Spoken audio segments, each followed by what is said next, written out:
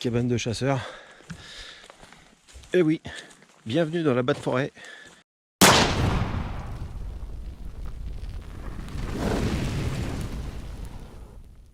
On va essayer de retrouver le coin perdu intéressant. Donc, petite vidéo en profitant d'être sur le terrain. Ma compagne vient d'acheter un terrain privé. Alors, le hasard fait que ça parle beaucoup de ça en ce moment. À cause des petits, ou à cause ou grâce d'ailleurs plutôt, grâce aux petits zouaves de la gauloiserie qui nous ont fait une vidéo avec un 4x4, bon bref, je crois que je suis paumé là, c'est pas par là, c'est par là, qui nous ont fait une vidéo avec un 4x4 en train de rouler comme des tarés à tirer au 308, d'ailleurs, comme la mienne, hein, une Troy. Et il y a déjà quelques mois, ma compagne avait acheté un petit bout de terrain sur un coup de tête, car la forme du terrain fait 10 mètres de large, donc c'est pas très large, sur une partie seulement, sur 200 mètres de long. Et oui, vous aussi, ça vous dit quelque chose, 200 mètres de long. Effectivement, pour un stand de tir, c'est plutôt pas mal. Bon, alors vous voyez l'état du terrain, il va falloir déboiser sérieusement. Si vous avez vu la vidéo avec les chaussures, celle que je mets, j'ai pas à m'inquiéter avec mon jean. Bon, alors, la réglementation par rapport à tout ça, on doit être sur un terrain privé, qu'il nous appartient, ou d'ailleurs que ce soit celui du voisin, mais avec autorisation toujours. Inaccessible, sans public, délimité. Là on est bien délimité par les ronces et tout ça. On est en fait un îlot au milieu de champs. Il ne doit pas donc y avoir de public passant ou autre chose comme ça. En gros, c'est pas la forêt domaniale. On tire avec que de la catégorie C. Les tirs doivent être fichants, c'est-à-dire qu'ils finissent dans une butte de tir ou quelque part un peu comme ça. Moi, je me suis mis un gong avec un pneu pour récupérer le plomb. Et puis on tire avec de la catégorie C. Donc ici ma Mini 14 pour imager un petit peu cette vidéo stand perso. Voilà. Niveau sécurité, donc comme je vous ai dit, ensuite il faut qu'il n'y ait pas de voisins que l'on puisse gêner avec les nuisances sonores. Là c'est largement pas le cas, on est loin de tout.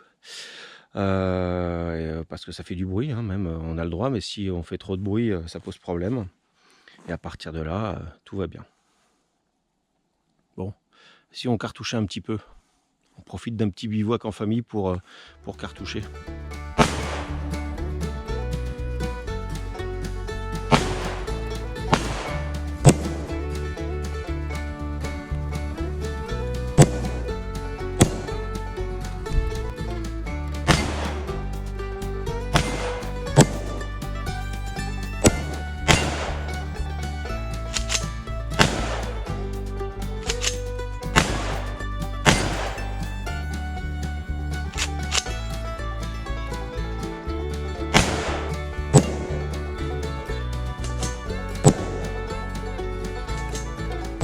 Donc pour finir cette petite vidéo de présentation, on a renoué un petit peu avec la tradition familiale qui se faisait il y a peut-être 40 ans, à faire tirer les jeunes en toute sécurité bien sûr, mais avec des petits calibres pour pas les effrayer, on va dire, car quand vous faites essayer un gros calibre 12 à quelqu'un, vous lui faites plutôt peur. Il n'y a pas la pression du stand de tir, on était en toute sécurité avec des armes légales.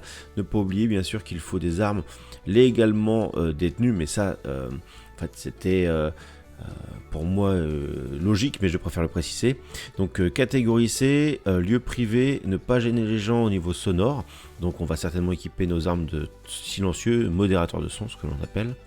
Comme ça, pas d'ennui avec les voisins qu'il n'y a pas, mais c'est toujours mieux, même pour nous, de ne pas avoir de bouchons d'oreille ou autre. D'ailleurs, je ferai bientôt une vidéo bouchon d'oreille que j'ai réalisée sur ce terrain. Le terrain, je voulais l'appeler le Texas, mais le Texas c'est une expression que j'utilise pour dire là où il n'y a plus de loi concernant les armes. Donc, puis en plus au Texas, c'est pas aussi vert. Donc là, on va plutôt être au Wyoming, voilà. Ils ont une végétation un peu similaire et des lois sur les armes assez permissives. Donc nous sommes au Wyoming. Si je parle de ça, comme ça vous saurez de ce qu'il en est. Et vous, si vous voulez m'en parler, vous pouvez, n'hésitez pas. On est donc là sur le terrain, il va y avoir un petit changement au niveau de la chaîne parce que ça va nous ouvrir vraiment beaucoup de possibilités en termes de vidéos, d'essais. Alors bien sûr tout sera en catégorie C ou D d'ailleurs, on a le droit avec de la catégorie D aussi, c'est encore plus simple de s'en procurer. Donc pour l'instant catégorie C, j'ai pas énormément d'armes, mais ça laisse à réfléchir de s'en procurer. Du coup on a la possibilité de s'en servir, donc tant qu'à faire autant développer un petit peu ce côté catégorie C. Donc à voir. Si vous avez des idées de choses à tester avec des catégories C, je vais prendre tout ce qui va être test fusil à pompe aussi, grenaille chevrotine slug. Je vais peut-être faire aussi quelques essais balistiques. J'ai du 44 Magnum Hollow Point coulé dans les moules MP que je vais essayer de tirer dans du gel balistique. Là, je vais avoir tout le loisir de le faire, sauf que ce sera sur une carabine longue. C'est un levier de sous-garde en 44.